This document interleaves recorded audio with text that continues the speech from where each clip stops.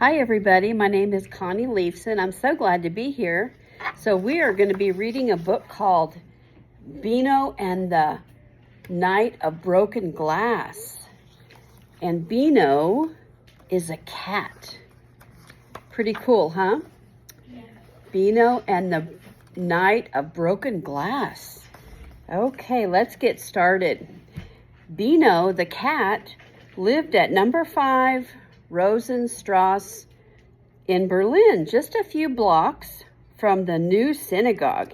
He had a nice warm bed near the furnace where Hans, the housemaster, left him fresh milk every night. That sounds yummy. On Friday nights, Beano visited the Adler family in apartment 3B.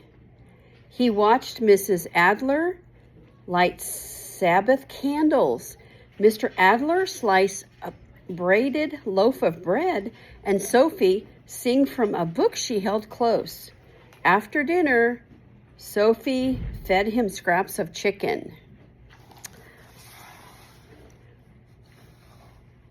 On Sundays after church, Beano visited the Schmidts across the hall in apartment 3A for their family lunch. Yummy. Before Mrs. Schmidt cleared the dishes for dessert, Inga sneaked bits of schnitzel to him under the table. Interesting, huh? How do the families in the apartment complex feel about Beano the cat? Does anybody know? Yeah. They probably feel like they like him. Why do you think they liked him? They fed him scraps of their dinner. He went around getting lots of food, huh? Free food. That sounds good. He had dessert, snacks, all kinds of good stuff. Okay.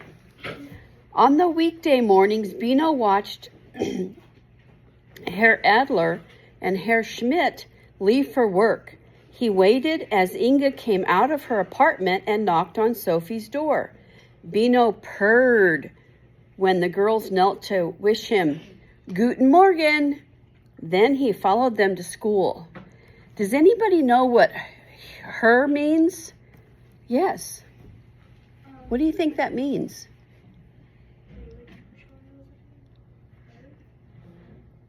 Like they called the gentleman her, go back a page. They called him her. Anybody else have any ideas? Yes. What do you think? I think it might be another name for like Miss or Mister. You're correct. So they were calling the men her, and that is another way in German to say Mr. or Sir or gentleman or master. So here we might say to the postman, "Hi, Mr. Smith, how are you doing?"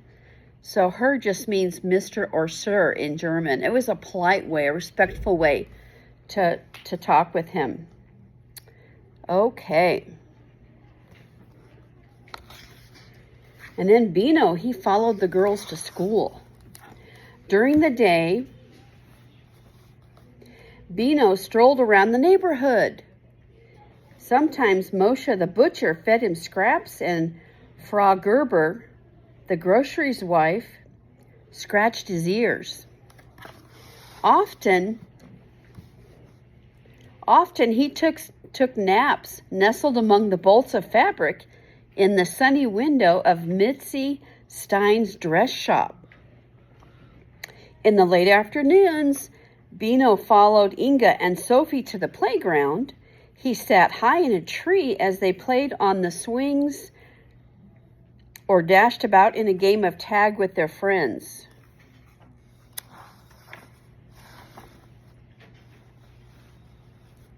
Beano was welcomed by all, even into apartment 2G, where Professor Goldfarb was too busy with his studies to pay attention when the cat curled up on his desk. At night, Beano returned to his bed beside the furnace in the basement of number 5 Rosenstrauss. He drank his milk and fell asleep listening to the comforting sounds of the people above. What can you say about how Bino spent his days? Yes. He is very adventurous. He was adventurous, yes, that's good. Yes.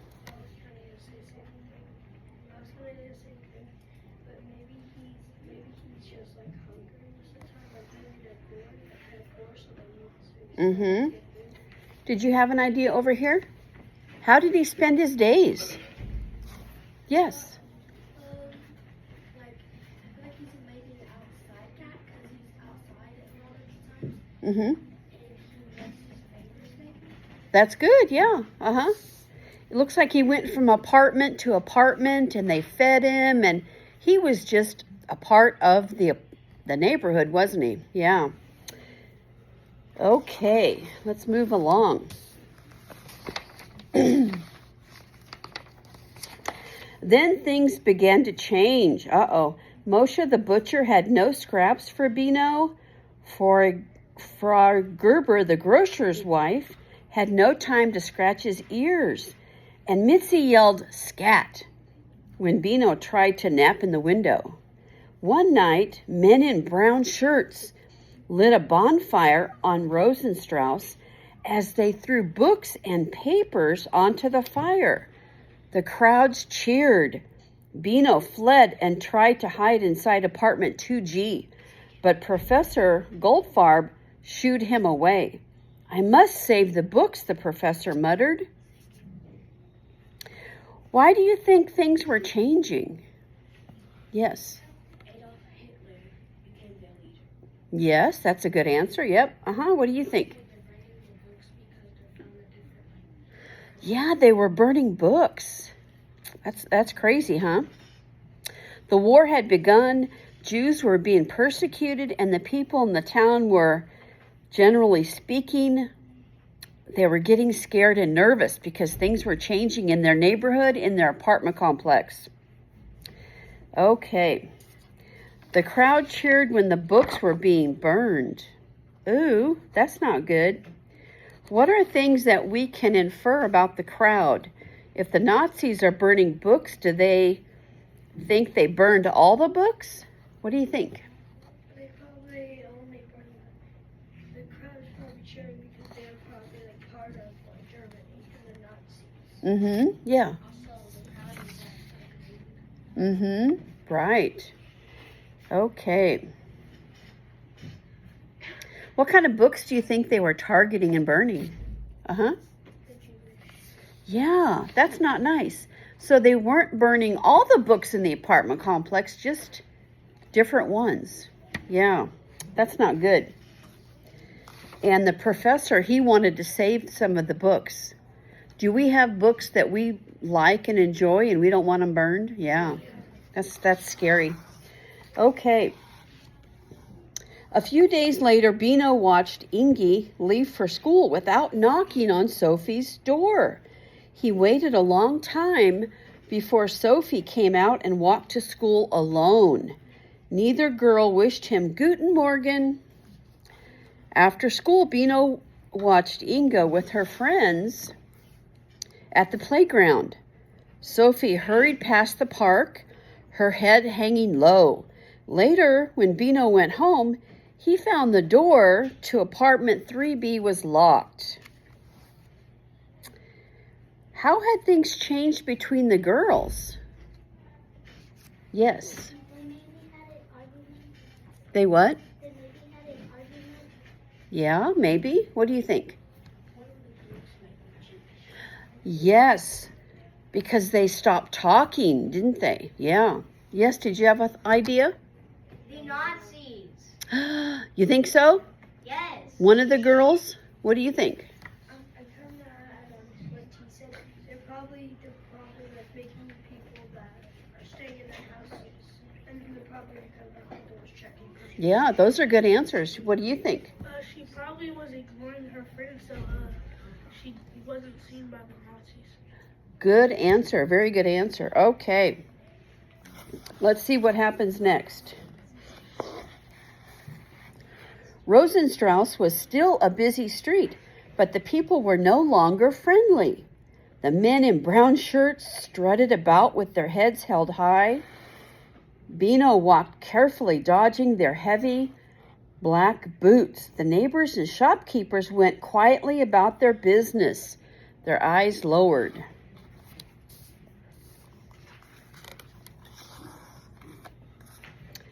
Then came a night like no other. The air filled with screams and shouts, sounds of shattering and splintering glass, and the bitter smell of smoke.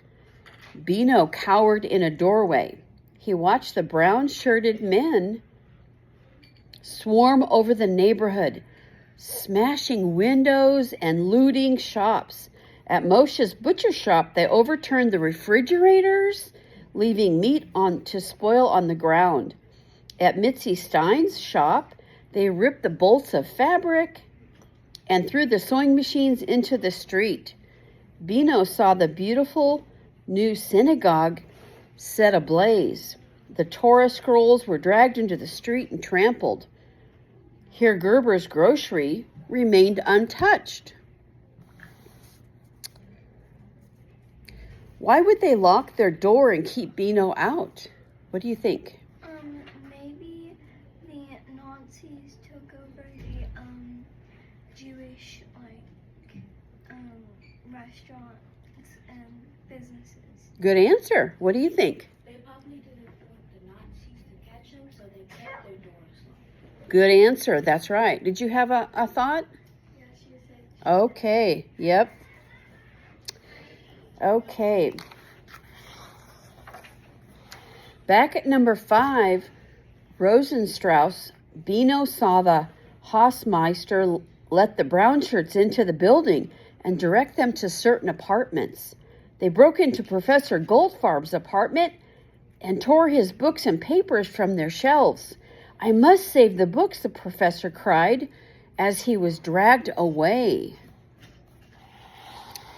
Bino ran upstairs in apartment 3B. The mob was breaking the Adler's furniture and throwing books out the window. Even the one Sophie sang from every Friday night. The Schmidt's apartment was untouched. Wow. Why did some businesses get destroyed and others were left alone? Because maybe some of them were German and some of them were Jews. That's right. Yep. Anybody else have a thought? Did you have a thought? Yeah, that's right. Why were some of the people in the apartment complex targeted while others were left untouched? Because some of them were Jews and some of them were Jews. Right. Yes, very good. Okay.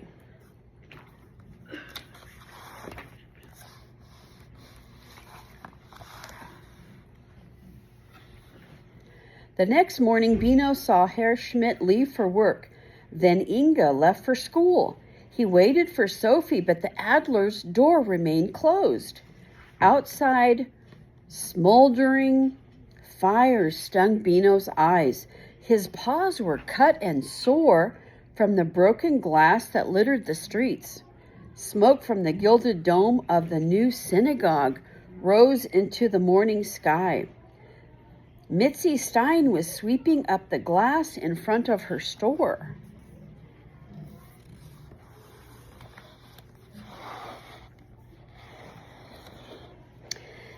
Herr Gerber's grocery was open for business as usual. Bino could not find Moshe the butcher. He never saw Professor Goldfarb or Sophie and her family again. Bino continued to sleep in his bed by the furnace. Hans continued to give him fresh milk, and Frau Gerber scratched his ears. Bino still watched Herr Schmidt leave for work. He still followed Inga to school. But life on Rosenstrauss would never be the same. Why were some people in the apartment complex targeted while others were left untouched? Yeah, because some of them had like Jewish things on. Right. So some The apartment complex had some Jewish people living in it, and others had non-Jewish people. You're right. Why was the synagogue burned? Anybody have idea about that? It was the place that the Jews worship God, and they did, and the Germans didn't like Mm-hmm. their ways. Good answer, yeah. Some of the people in Bino's life are missing by the end of the story. What do you predict happened to them? What do you think? Yes. Yeah? What do you think? Went to camps where they eventually got killed. Maybe they went to the camps. What do you think? Or they could have went into hiding. Good answer. Yeah. What do you think over there? It's either what Jackson said, what some of the other people said, or they're just already dead. Oh my goodness. That's I mean, it's most likely possible. It's just Yeah, they probably, because they're apartment. okay. One person at a time, please. Okay, go ahead and finish. It's just like, it's not the most possible, really, but it could have happened. Yeah. Anybody else have any ideas on what happened to the people in Bino's life? Yes. The Nazis came and took those who were Jewish, maybe?